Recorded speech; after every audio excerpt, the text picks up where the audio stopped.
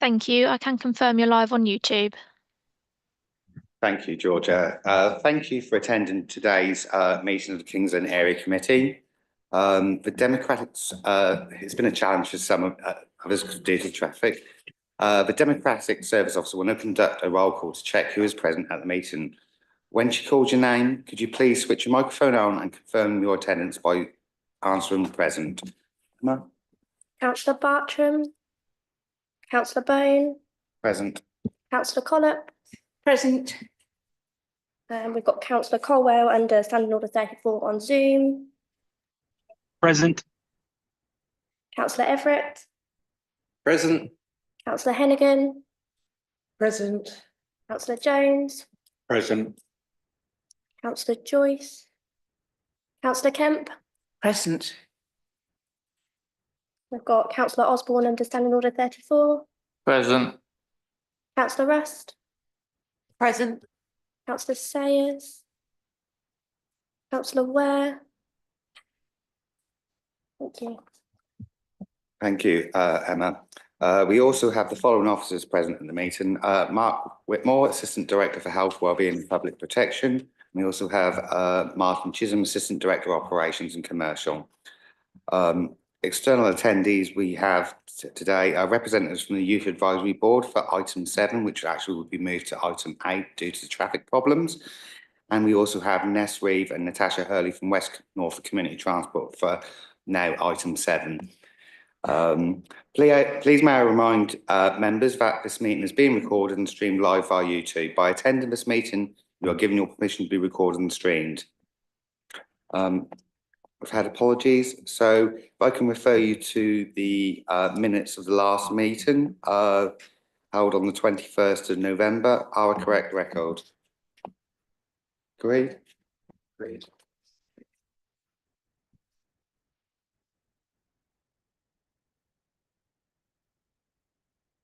Declarations of interest.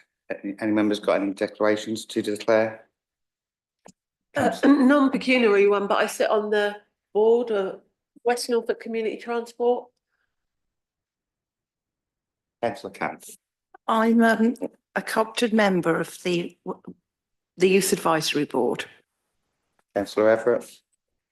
Just echoing that I'm also a representative from the council on West Norfolk Community Transport as well. Okay, they're not pecuniary interests, so I'm sure they're fine.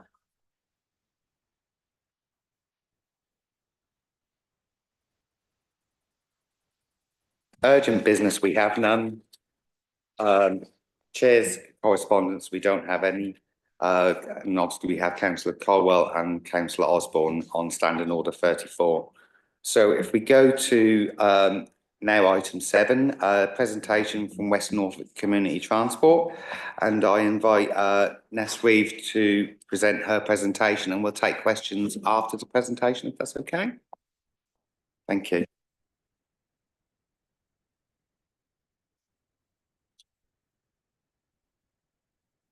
So thank you very much for the invite today. We do appreciate being able to give a little bit of a talk and explain to everybody what we actually do.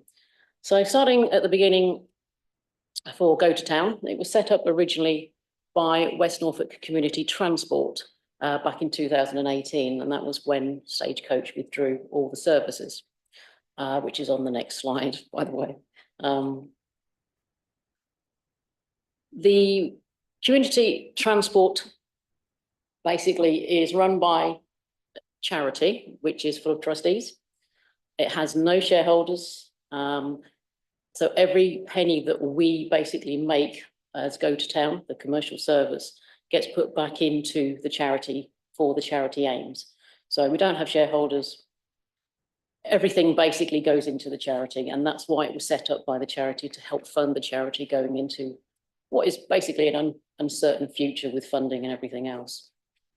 So the next slide just shows you what services we run in Kings Lynn currently.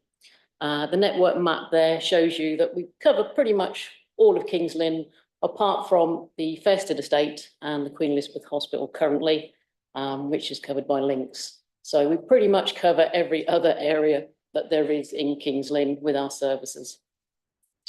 We do have a service that we are looking to provide to the Queen Elizabeth Hospital, but we are still in talks with several bodies trying to make that happen, but trying to get funding to set things up is always difficult. Nobody has any money, as you're well aware. So on the next slide, we're going to a little bit more detail about the services. So the number 2 service goes round to North Lynn. It's a 30-minute frequency. The first bus is quite early in the morning at 7:30, and we run until about 7 o'clock at night if you're heading back into Kings Lynn. It's quite a big service, and as you can see, we carry about just under 8,000 passengers per month on that one. It's quite popular. The 3 is our biggest route, and it's our most frequent route. We did receive BSIP money at the last round of BSIP to increase it from a 30-minute frequency to a 20-minute frequency. Starts a little bit earlier in the morning. It is 7 o'clock. And if you're on the way back into Kings Lynn, you can get into Kings Lynn for about 8 o'clock at night. So it is quite a long space of time that one runs over. And as I said, it's a huge service, and we carry over 16,000 passengers per month on that one. The 3H is our newest one, and that's the one we set up with all the BSIP money that was provided. It does a bit of a loop. So we go to South Lynn. We serve the new health hub, should it ever open. And if anybody has any information on that as to when it might open, then that would be helpful. It then goes up Vancouver Avenue and back into the bus station. And then it does a northern loop where it goes North Lynn bypass, past the new surgery, and around Southwood and back again. It's only been going about a year now, so we're still building passenger numbers. We're carrying just under 1,000 a month now. But we have just had a review with Norfolk County Council regarding the BSIP money that they gave us, and they are very happy with how it's going, and so are we. So we are confident that one way or another we can keep that running going forward. Service 4 covers the Grange estate. It's a 30-minute frequency, and again, it's quite a span. So it's 7 o'clock in the morning until gone 6 at night, and carries just under 4,000 per month.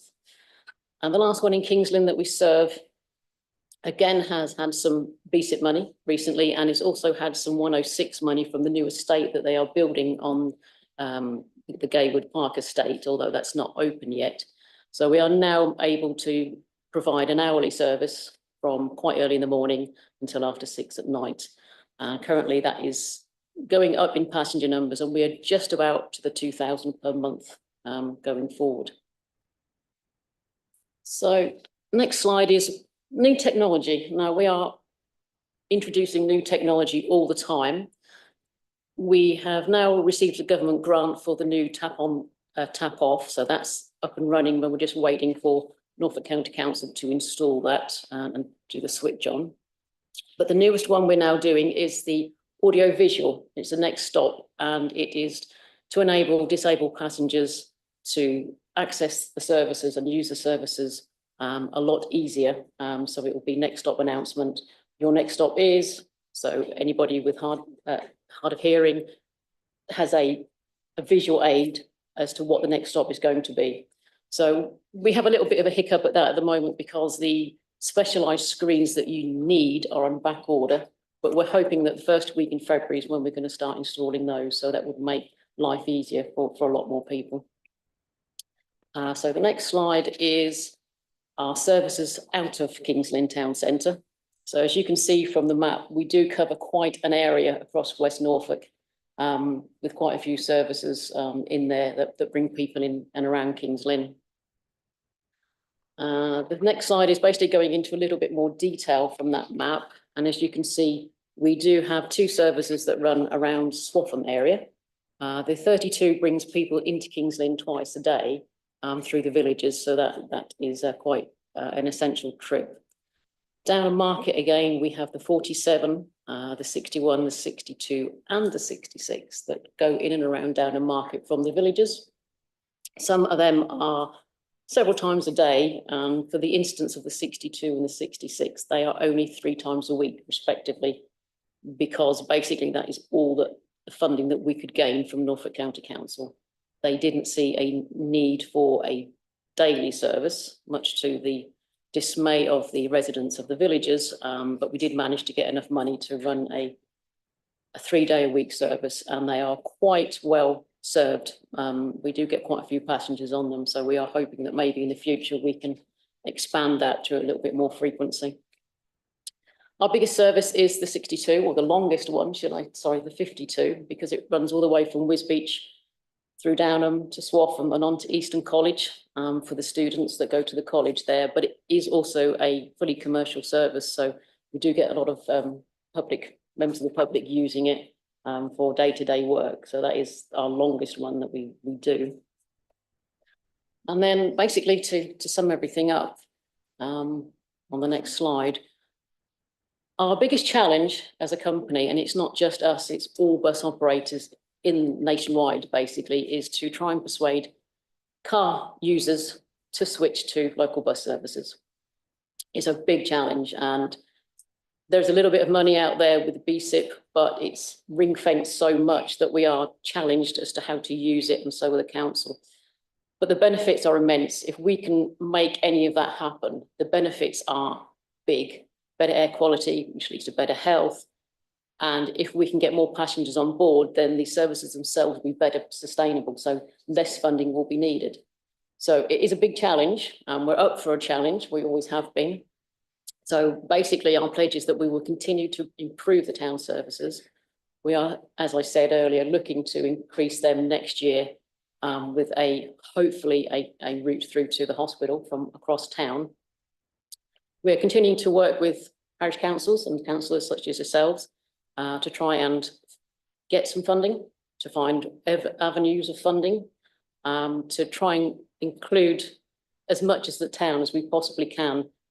And instead of just going to town, maybe some cross-town ones, so you don't always have to travel into town to come back out again on another service, because that's taking more traffic into the town. And also it's not a financially viable issue if you're having to travel twice on different services. So we are looking quite hard, trying to increase our services from the next year onwards to try and travel across, as opposed to all everybody goes in. There's lots and lots of buses that go into town because that's where everybody believes that they need to go. But the truth is, the outskirts now, the Hardwick Industrial Estate, the hospital are big areas of travel. So we do need, in my opinion, and I've been saying this to Norfolk County Council, more buses across those areas, linking those areas, rather than having to take everybody into town. So that's my challenge. And that's what I'm going to try and do over the next few years with everybody's help. So that's about it. If anybody's got any questions. Thank you, Ness. The report's quite inspiring. It's how a public transport system should be run and so we do have a couple of questions. Councillor Hennigan. Hello, thank you for that. That was really interesting. It's how I think all bus services should be run without a need for profit at the end of it all, but one day maybe. What I notice is that there's no services that go up sort of the northern part of the borough, up sort of towards, you know, Snettisham, Heysham, Hunstanton and further on. And also, have you looked at possibly running any sort of later services at all? Because I mean, one of our biggest problems is getting people from the villages into town and then out again in the evenings, because a lot of the bus services run, you know, finish quite early on in the evening. So we do not run any services further than Castle Rising. We do a service that goes to Castle Rising and Sandringham, which is mainly a school service, although it is open to members of the public. The main reason is Links Bus actually run further than that. And because they are subsidised by the council will not subsidise two people on one route. So we kind of have to keep away from other subsidised services. I believe that Snettisham and Heysham is quite well served by Links. They've got several buses and routes going that way. As far as evening and later buses, it's very much a double-edged sword, because you need the passenger numbers to warrant putting a bus on, but you need to put the bus on before you're going to get the passenger numbers. And I've said that to Norfolk County Council about funding, but they are very reluctant to put too much money into later services in Kings Lynn, because over the course of the last sort of 6 years, everybody has cut down, because the numbers that we're getting in the evenings is very low. Our last bus of the day is about 7:30 out to Wootton. And if we get 4 passengers on it, that's about maximum. So it is very difficult when it's a commercial service to run a whole 45-minute service for 4 passengers. It is very much a money issue, unfortunately. We also have an issue of the bus station, and I know it's an ongoing issue, but we do have issues of people late at night where it's not the most welcoming place to be. So that's also another issue that I think has to be addressed, the bus station itself. Thank you. Councillor Kemp. Yes, thank you, Chair, and thank you for that presentation, for the work you do, because it's vital, the service you run, because it's not just getting people out of their cars, but serving people that don't have cars, that are in the town centre or who have disabilities. And I'm going to talk about the 3H, and that was put in as the medical circular bus a couple of years ago because of St James's moving out to South Wootton, which meant the doctors wasn't within walking distance of a lot of people in South Lynn and the town centre.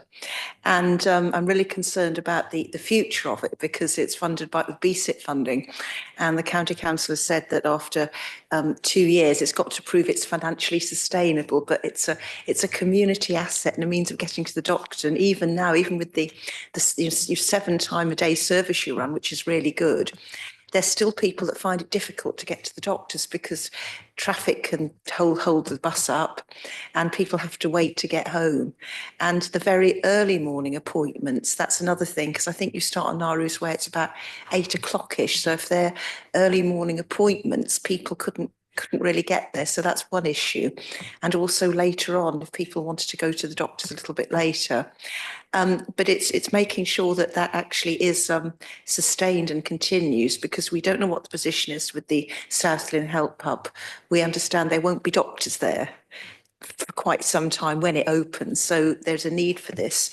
But also I've had requests from a number of residents on Wisbeach Road, older residents, because you start on Naru's Way, which actually serves a younger profile, but it's the older residents that actually can't walk to Naru's Way. And we have asked if there could be a bus stop on Wisbeach Road. Well, you could use the bus stops there, and I understand you've got commercial problems with that, but there is need, and I think that there's a case for the community to say that it should start with Wisbeach Road.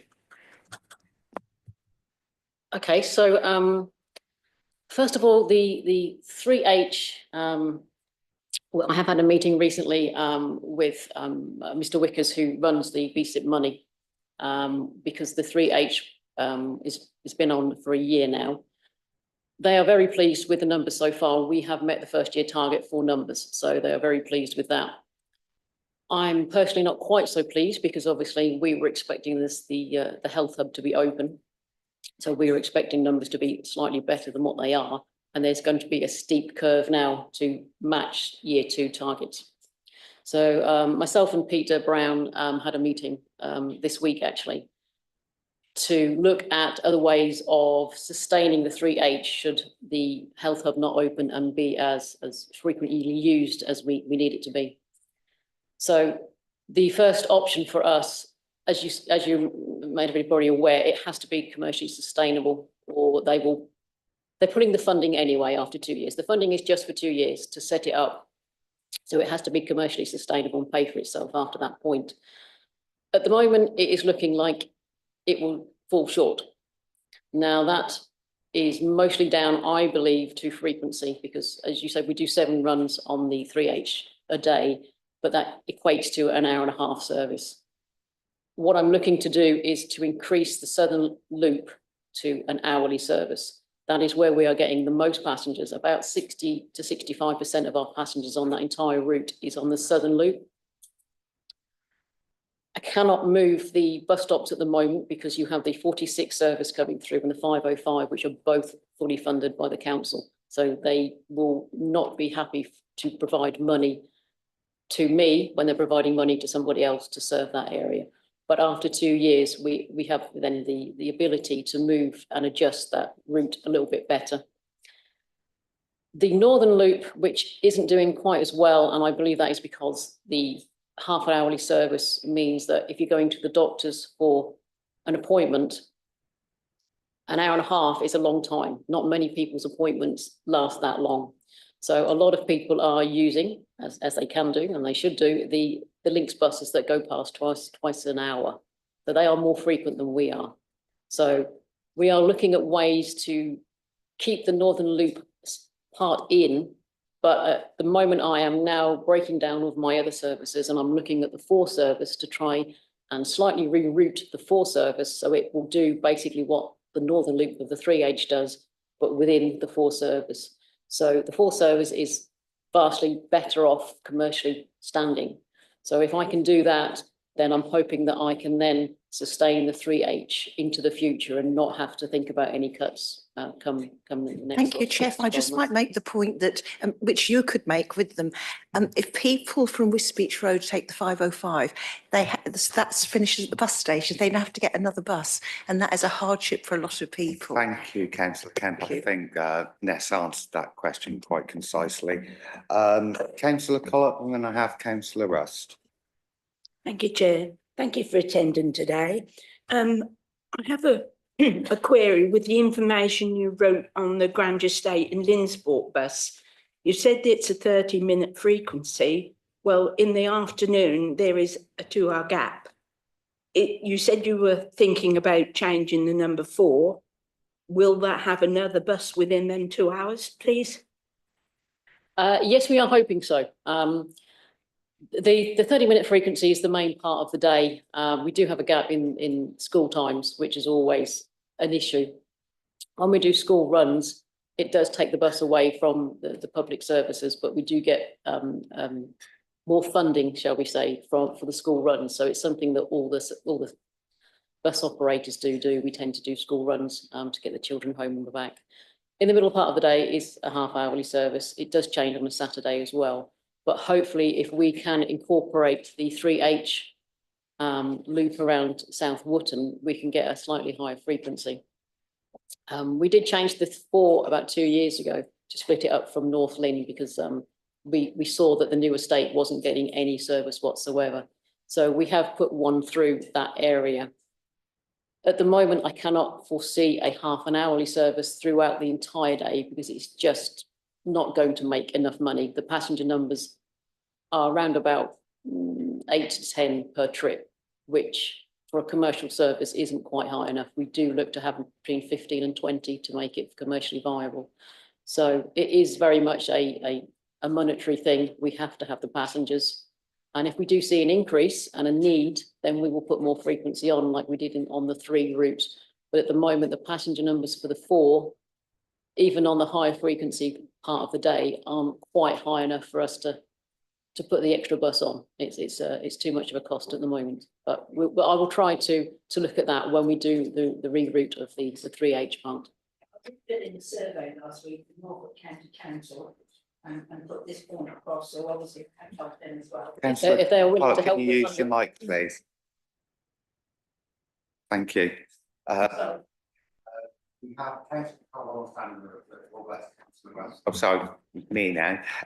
It's Councillor West next, but we have Councillor Colwell on standing order 34. So Councillor West. Thank you.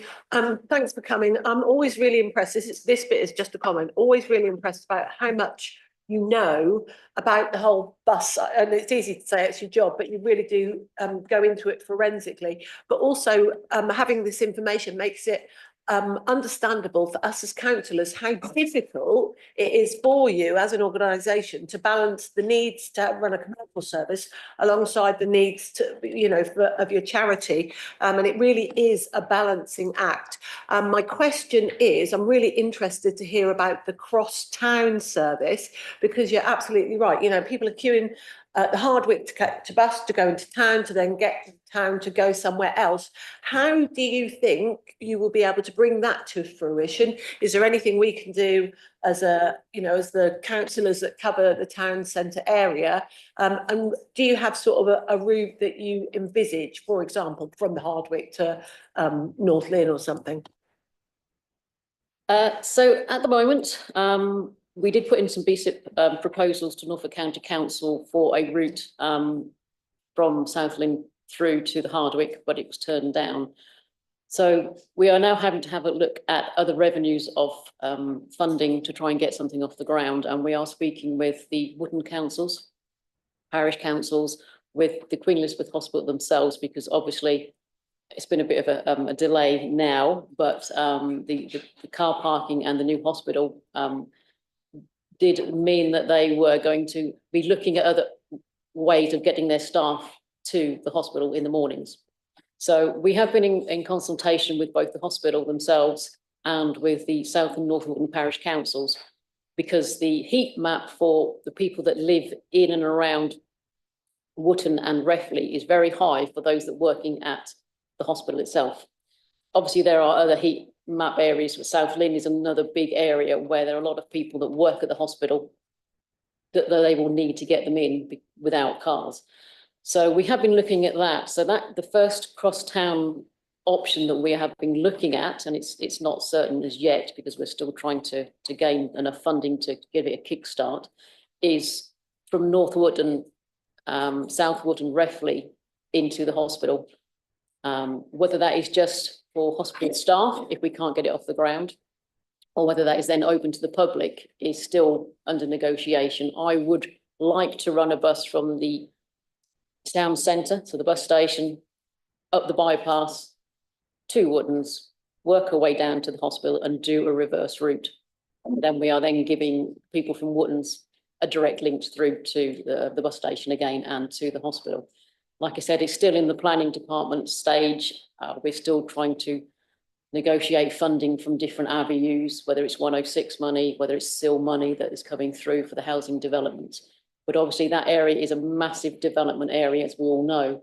So we are looking to try and set something up so that it's there and ready for when all those extra people start needing the service through to the hospital. And obviously we've got the dentist and the doctor's surgery and all the rest of the things that people need access to. So that's our first option. If that goes well, then we will obviously look at other options.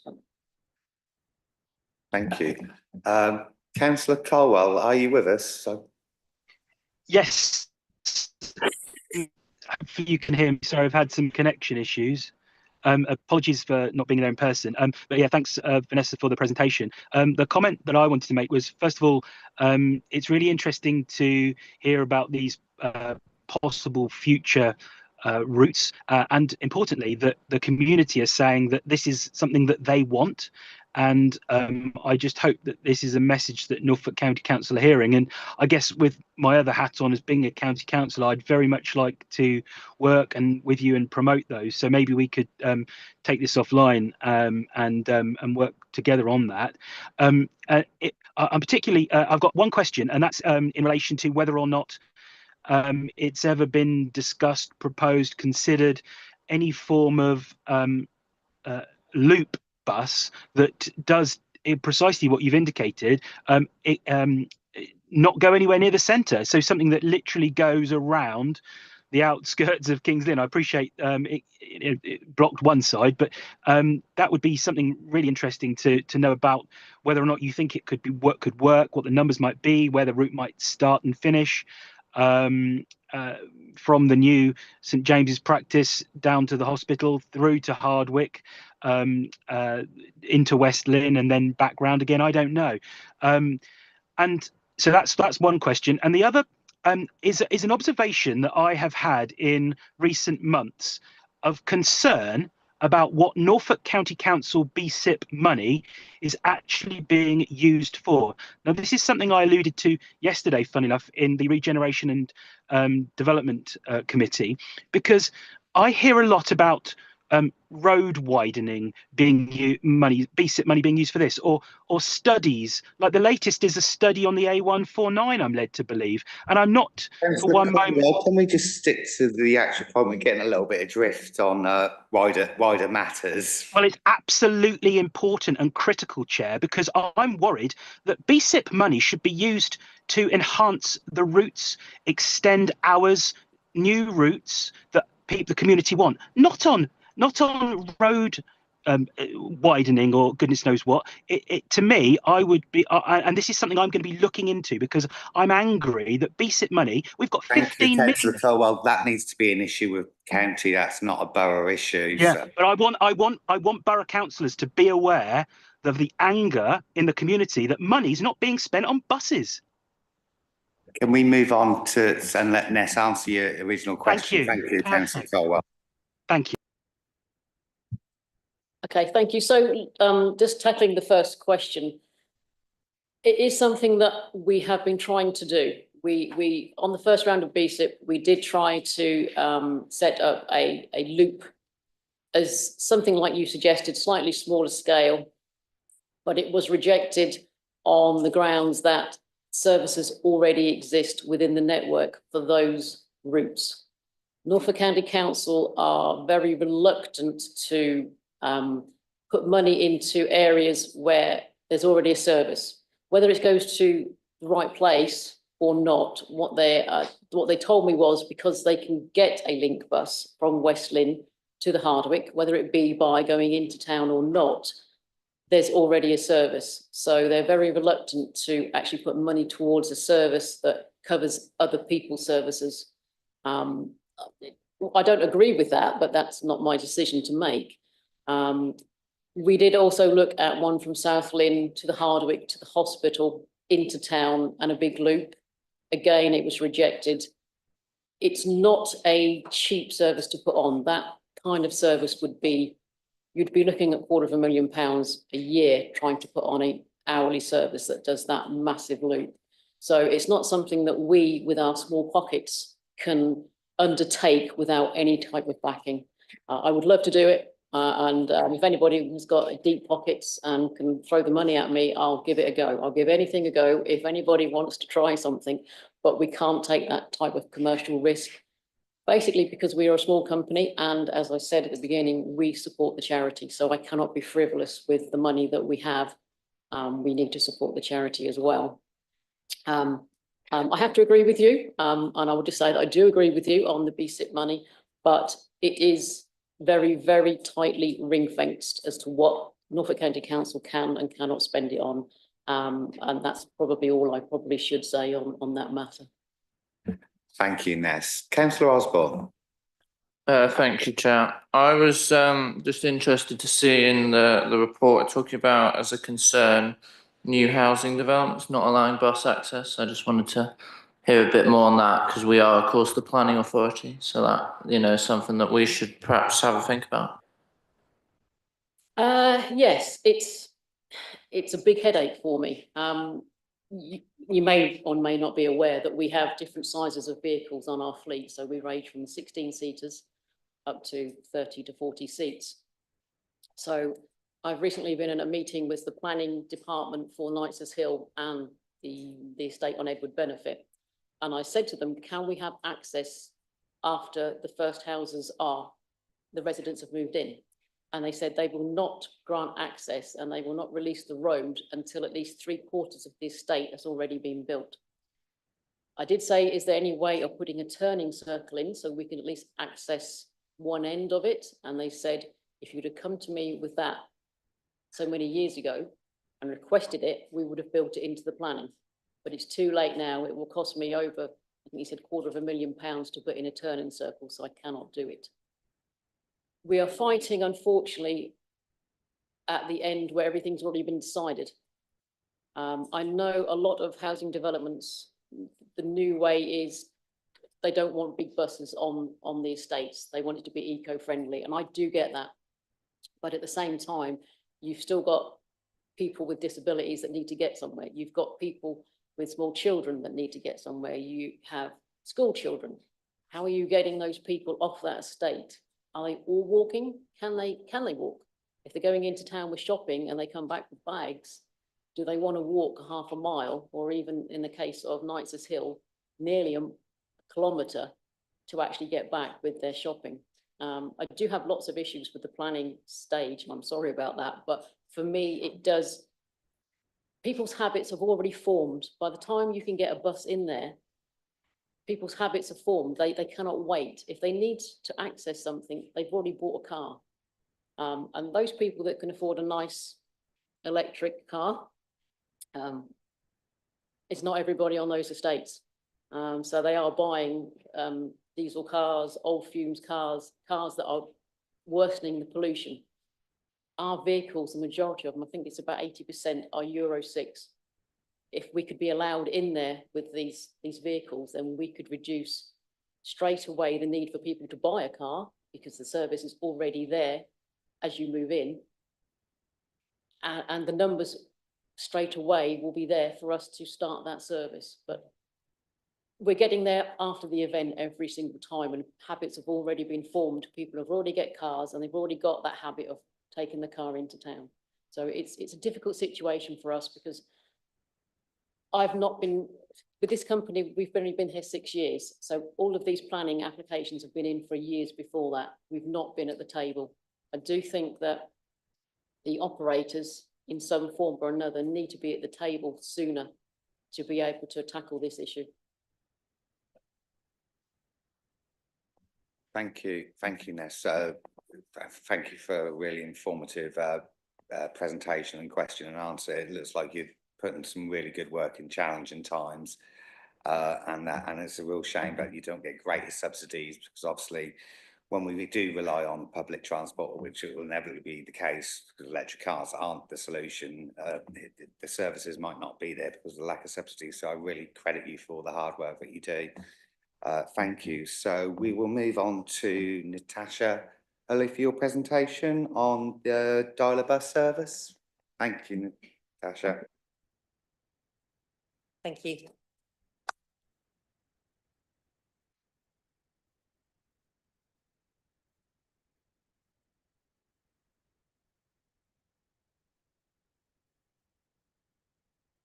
So, West Norfolk Community Transport. So what do we do and for whom? So if we go to the next slide, please. So we're a registered charity established in June 1992. So we have been around for quite some time, and still there is a lot of people out there that don't actually know what we do and where we go and how we can help. So the charity's aims were to provide a range of safe, affordable, door-to-door transport services for people who are unable to access public transport services due to location, age, mobility issues. And the aim of WNCT is to provide services for people which contribute to the increased levels of social inclusion. So next slide, please. So how do we deliver our aims and objectives? So we provide a range of tailored services to our customers. So anybody living in Kings Lynn, so the P30 postcode, can access our Kings Lynn dialer bus. We have rural dialer buses, which are the villages to the nearest town. We have our new Village Link service, our shop mobility, which is based at the bottom of the multi-storey car park, which enables people to come in and hire mobility scooters to get in and around the town centre. We also do the home to school bus service contracts for Norfolk County Council, home to day centre contracts for Norfolk County Council, and we have our voluntary community car scheme. To deliver that, we have 27 vehicles, quite a few drivers, a team of maintenance staff and admin staff working under a management team of 3, which me and Ness are 2 of. We operate as a business, although we're a non-for-profit charitable organisation. So next slide, please. So the dialer bus. The services we provide are funded by various authorities, including Norfolk County Council, West Norfolk Borough Council, Brestwood District Council and the CCG. And without that, we wouldn't be able to do half of the things that we can actually do at the moment in time. So it is very, very important to us with our funding. So the Kings Lynn dialer bus makes over 9,000 single journey passengers during the year, covering over 80,000 miles a year. 90% of our passengers are aged 65 or over, 70% are female, and 38% of those journeys are to attend medical appointments, whether that be at the doctor's surgery, dentist, chiropodists, or at the hospital. Our rural dialer buses run in West Norfolk with 25 total routes, mainly once a week, covering areas from Dereham to Burnham Market to Ely, transporting about 7,800 single passenger journeys a year. 90% of those are over 65, 85% are female, and above 95% of those are for shopping trips, because they're on certain days at certain times, so not as flexible as what the Kings Lynn dialer bus is. So if we can have the next slide, please. So Village Link is a new service. We started it in April 2024, so it's still very, very new. It was to help to fill in the gaps between the service routes and the rural links. It's fully funded by ourselves, covering a set area and pre-bookable with the office, taking concessionary passes and paying passengers from home addresses to set destinations. It's been a pilot scheme, and to start off with, we did have very big aspirations of covering quite a huge area. We have had since to make adjustments to that. The uptake on the service has been good, but we were hoping for better numbers. We are now working with the parishes in those areas to go out and actually speak to people and be more direct with letting them know about the service. And hopefully this will bring up our passenger numbers. The service now operates Monday to Friday, 9:30 till 4:30, covering west of Kings Lynn, bringing them into Kings Lynn to the hospital, to any of the doctor's surgeries, health hubs and main town centre areas, as well as the Hardwick. So next slide, please. So our group trips and social outings, we visit a wide range of places with our outings. We've taken people to the seaside, garden centres and to theme parks. And the possibilities are endless. So we just ask for people to talk to us and see how we can help. We have a lot of care homes, local groups, youth groups that we take to various places, just to make a change for them rather than being stuck in a care home for week in, week out. So we do find them really enriching for the people that to use our services. But we've also put on last year social trips for our regular clients. So a lot of people that live in the P30 postcodes can go shopping in Kings Lynn, but sometimes they want to change. So we've taken them up to the coast for fish and chips. They've been to Baytree for a spot of shopping. So just something a little different, but trying to keep the costs down for those people. So we did our first raffle at the end of last year. We managed to raise £633. So with that funding, with our group outings for our clients, we're now able to bring down the cost of those journeys because we're going to implement some of that money towards those. So hopefully we'll have a lot more uptake because we can keep the costs down. So next slide, please. So as I said, the group bookings take members from care homes, schools, youth groups, theatre groups, friendship groups. And we've been to the zoo, the seaside, the garden centre and afternoon tea. And they are really, really important for people. Everybody needs something to look forward to in their week, year, month. And we're hoping to be able to support a lot more people with our group bookings. So next slide, please. Just some of the feedback that we've had from some of our clients. Data's wonderful, statistics are wonderful, but at the end of the day, these mean a lot more to me and to all of our staff. Some of the feedback is our driver is 1 in a million, nothing too much trouble for him. He's always very happy and helpful and a kind and very nice person. Going on the bus is the highlight of the day. The driver's always friendly and caring and helpful, as we're all of the office staff when we book our bus. Somebody else put, always looking forward to the bus. All of the drivers are helpful, thank you. Our driver was kind and thoughtful, and the social side of using the transport is very important to me. So it's great to get back that feedback from people to realise that, you know, we must be doing something right. So next slide, please. So community car scheme. This is the only part of our company which is purely using volunteers. Everybody else is actually paid staff, all of our drivers are. So the community car scheme is very, very busy across the whole of West Norfolk. We have 21 volunteer drivers. We've been lucky enough to recruit another 2 in the last month. They've transported over 3,000 people in the last year, covering a total of 144,502 miles. The charge is between 45 and 50 pence a mile, which is paid by the client to the driver on the time of journey, but we will cover any distance. We have been down to Moorfields in London for people. We regularly go to Addenbrooks, to Norfolk and Norwich, Papworth, or even into Queen Elizabeth Hospital. It is a vital service for a lot of people that aren't able to use public transport to get to their appointments. So we wouldn't be able to do this without our band of volunteers, and they are an absolutely awesome bunch. So we really do appreciate everything that they do. So next slide. So another thing that we do, along with many others, is our shop mobility. So it's a facility for disabled people when arriving by car or by bus to access the town centre with mobility scooters. So we also do short-term holiday hire. We have a couple of collapsible mobility scooters that we show people how to take apart and put in their own vehicles so they can take them up to the coast. We're based in St James's car park. It's typically used by 6 people a day. We would love for those numbers to go up and more people to use us. And it is something we're working on promoting. It's essential for some people for living independently in later years, and it contributes to the town centre's retail economy.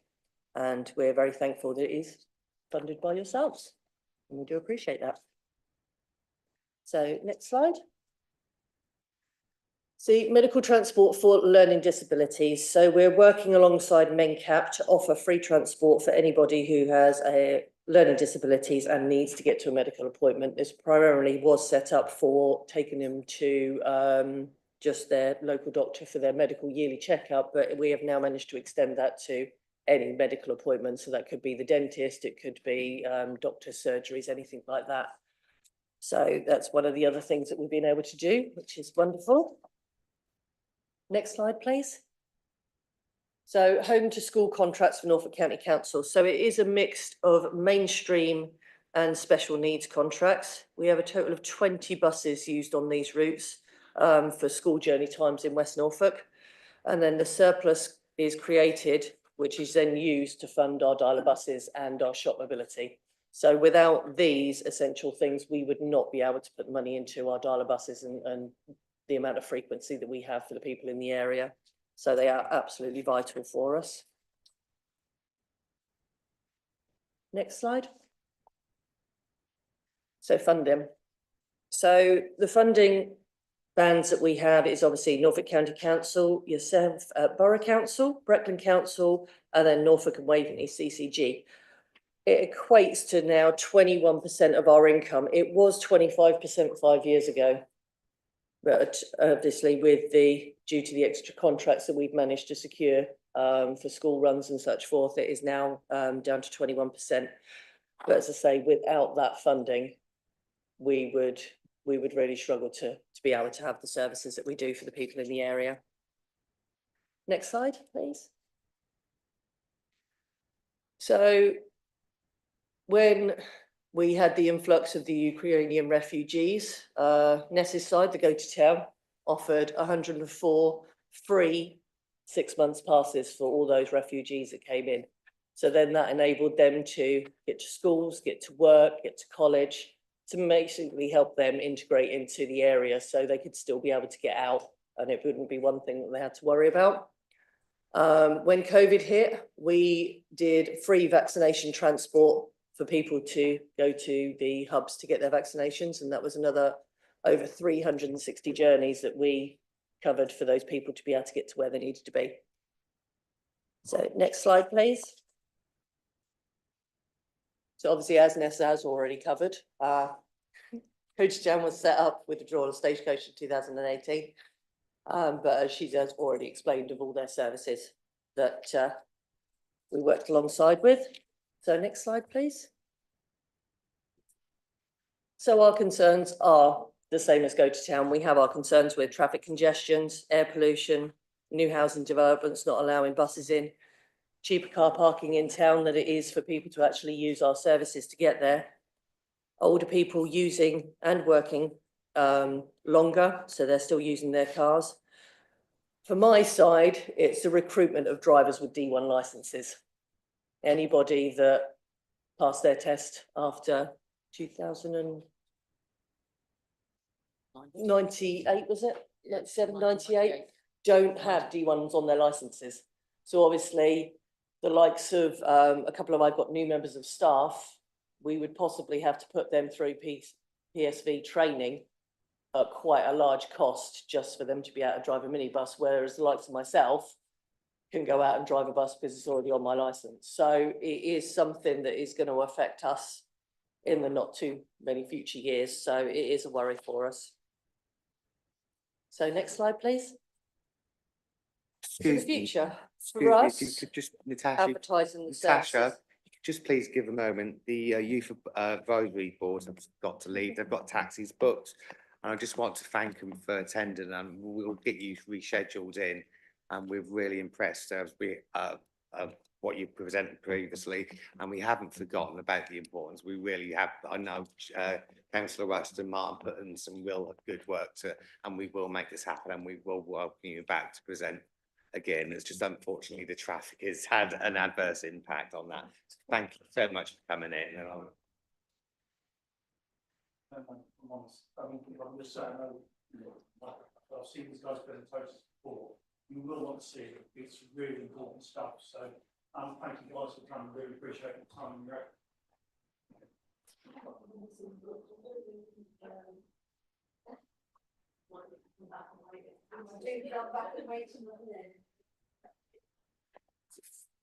thank you. Thank you for patience, Natasha. Carry on. So the future for West Norfolk Community Transport, we need to advertise more. We currently advertise in parish magazines, local press, the radio and Facebook. But it's also a case of discussing with Norfolk County Council for further funding for rural isolation in order for significant increase in service frequency and cover, because it really hasn't recovered after COVID as much as we're all trying to forget those years. It did have quite a big impact on a lot of services. We'd also like to improve the age of our fleet. We are still running around, as probably a lot of you know, if you see them, 59 plate buses clocking up at 150, 200,000 miles. They're not economically viable, but obviously funding isn't always about for companies like ourselves to invest in new vehicles. So we have managed to secure and bought a couple of new ones this year. And hopefully going forward, it will be something that we will be every single year, year on year, replacing those vehicles rather than leaving them until they actually need replacing. So that's what our plans are. That's me. Thank you. Thank you, Natasha. So I'm going to invite questions from members, and I have Councillor Collett first, then followed by Councillor Rust. Councillor Collett. Thank you, Chair. The group trips that you mentioned, what is the maximum number of people you take and what is the furthest distance you go, please? Okay, so we have a 15-seater minibus. So depending on what other things we have going on at the time, because obviously we do have our contracts to consider, but school holidays, obviously that does change. So we will normally hire out one vehicle on a day, 15-seater minibus. If it is needed for wheelchairs or any accessories that people need to take, trolleys and such, obviously you need to take seats out. So obviously we ask people to discuss with us what their needs are to what we can actually supply.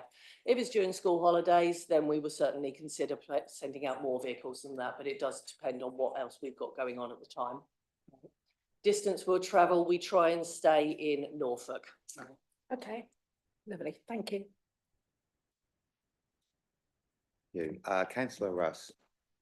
Thank you. And having been out with the dialer bus team and seen the work that they do and heard directly from the people that use them, they were getting comments like, this is a lifeline, absolutely vital, and they really are brilliant people providing a really excellent and much needed service. My question relates to the D1 licenses. So potentially there's something coming up that would require a person to have a D1 license. How long does it take to get it? What are the costs? And does that mean they could drive any type of bus, like a double decker, or, you know, is it specific? I have granddad's rights because of my age. So when I pass my driving test, I already have a D1 on my license. So I can go out and drive a minibus. Anybody that passed the test after 97, 98 had that removed. So I have a member of staff who is on my charity side that I wish for her to have a D1 license, but you have to do a full PSV, as in big bus, like one this services, to be able to gain a D1.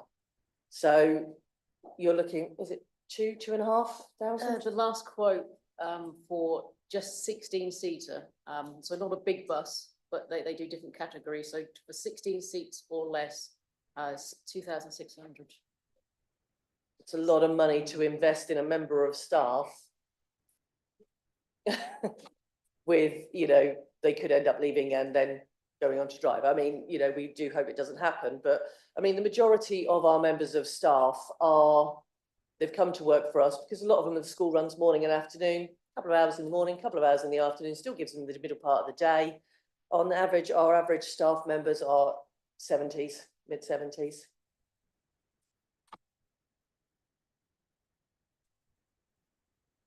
Thank you. Councillor Hennigan.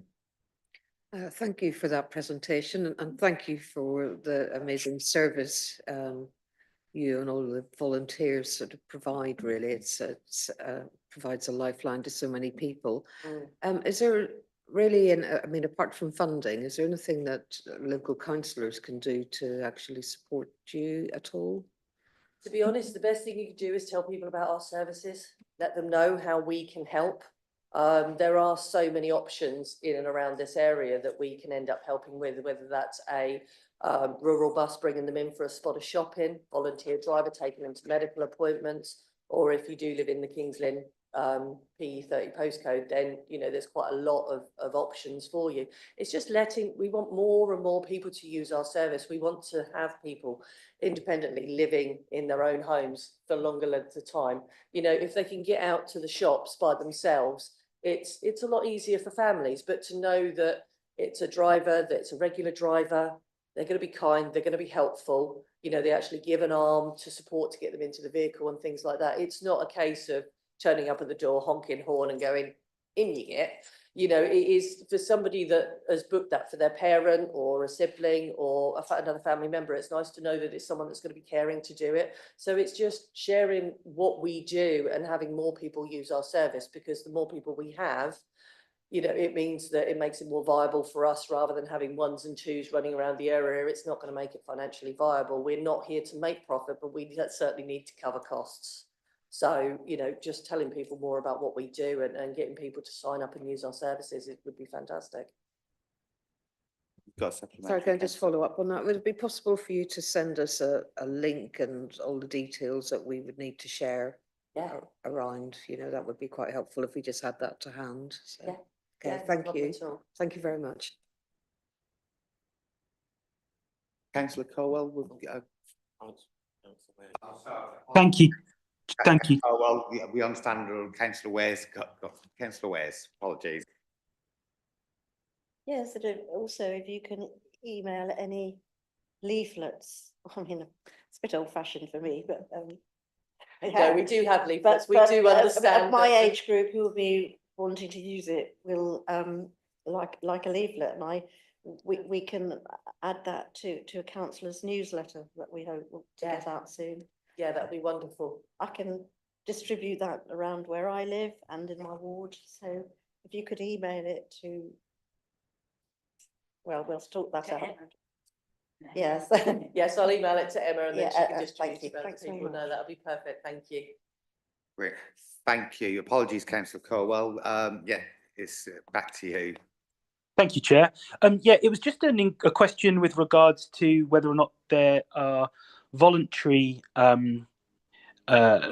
routes or options that people can have, which would therefore mean that a D1 exemption would be allowed for voluntary if they don't pay. But that was just my question, whether that's something that's been explored.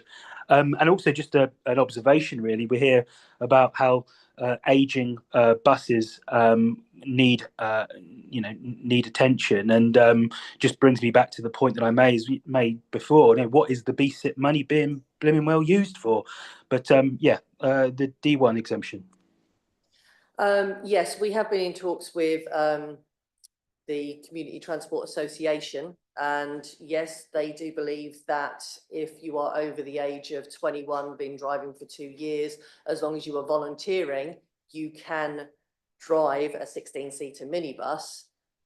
But the problem that we have is obviously a lot of our routes are Norfolk County Council contracts, where I need to make sure that I'm going to know somebody's going to turn up for that job. A lot of voluntary work is ad hoc of might want to help with a morning run or an afternoon run. With a lot of our, certainly if you're dealing with learning disabilities, you need to have regular driver, regular PA, and know that that person's going to turn up. Yes, you do have holiday, but you need to have continuity for those people on those vehicles to make sure that, you know, they know who's going to arrive. They know that Elaine's going to be driving every day, apart from when she's got a holiday.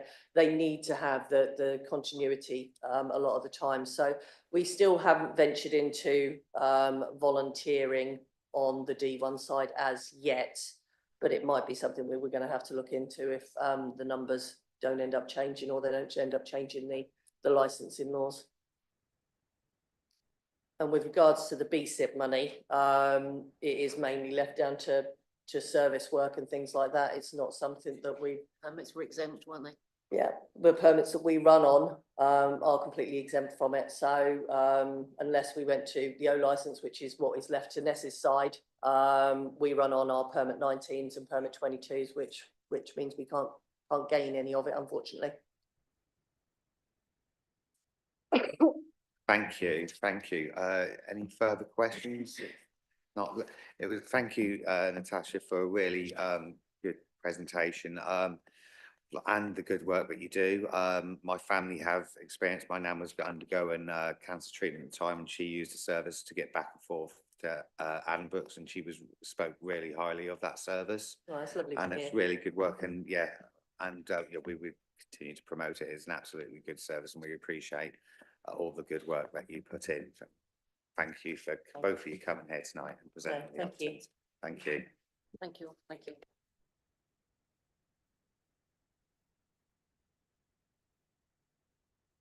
Moving on to the next item, which will be the membership of the Plaque Summon Group. So there has been changes in membership due to the members' availability.